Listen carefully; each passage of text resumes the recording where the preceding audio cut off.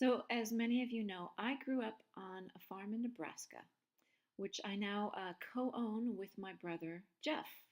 My parents bought the farm before I was born, and my two sisters and brother and I grew up there. And when my mom passed away a few years ago, my brother and I decided to keep the farm, and so we run it.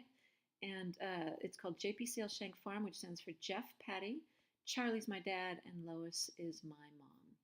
So where is Central City? It's a little town in Nebraska. It has a population of about 3,000 people, and our farm is 2 or 3 miles outside of the small town. Um, so if you want to learn more about it, you can ask me or check out the Wikipedia page for Central City. My brother wrote most of it. He loves history, and he does a lot of pages about Nebraska and that area um, on Wikipedia. So this is the farm from a aerial view. This is where the center pivot goes. You can see the circular path. Down here is our farm. This farm is currently rented out to the great-granddaughter of the fellow my dad bought the farm from. We handed the keys back 50 years later. Yes, it's a very small world. The cast of characters. Here's my almost 94-year-old dad next week. He lives in town and he drives out 2 or 3 times a day to check out things, to take care of his chickens. He raises eggs. He has lots of customers. And there's me and Keith, our 25-year-old farmer. This is the first farm. Ours is the first he's farmed on his own. And he's getting great mentoring from his dad, Larry. And this is my brother, Jeff, getting off the combine last fall. So what do we raise? We raise corn and, well, they raise corn and soybeans. And I want to talk about a little mystery. He raised white corn last year, and here's an example of 2 ears of corn picked from the same field.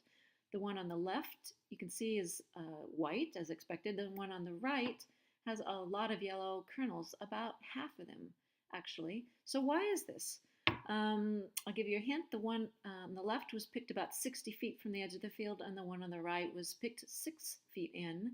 Guess what the neighbor was growing? He was growing yellow corn. So now, what does this have to do with SRI? Well, let's turn to the science. The STEM Genetics project at SRI, led by Kevin and previously by Angela DeBarger, has a unit that focuses on plant reproduction.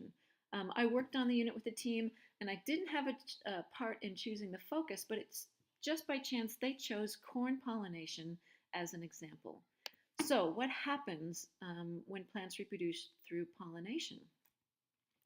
Well, with corn, the tassels at the top are the male part of the plant, the ears are the female part, and the pollen from the tassel travels to the ear with the help of wind. Here's an animation that we made. You can see that the silks come out of the ear and the pollen transfers with the wind onto the silks. Now, each ear has about 800 ovules, which, when fertilized, become the kernels. And there are correspondingly 800 silks, because one pollen travels down one silk to a kernel. So there are 800 pieces of pollen that were involved in your corn. Now, I have another work story associated with this, is that a co-designed story. An early version of the animation we made was wrong. The drawing of the corn in this picture before pollination had big, fat kernels.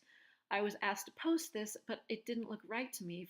My memory was it didn't look like that before pollination. So I said, let me check with my brother. He's a biologist. And Kevin said he'd check with their science content person. And then I thought, why don't I just call my dad? Let's see what the practitioner literally in the field says. And indeed, he said before pollination, you can't see the kernels. The ears are small. You start seeing them a couple weeks after, and they grow to full size about 6 weeks later by late August. So we corrected the animation. And the moral of the story is listen to the practitioners in the field.